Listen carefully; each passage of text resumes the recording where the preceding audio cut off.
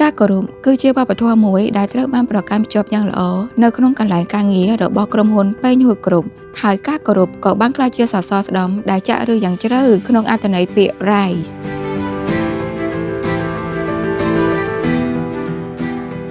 ចាប់តាំងពីខ្ញុំចូលធ្វើការនៅទីនេះ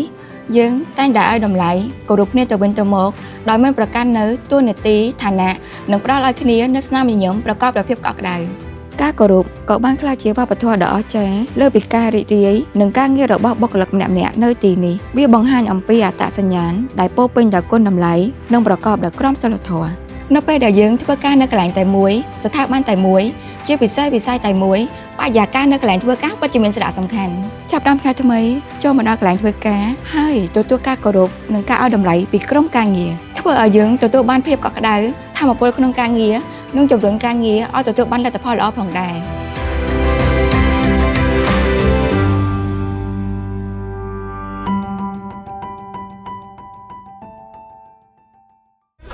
ក្រុមដំបូលមួយមានភាពកក់ក្ដៅ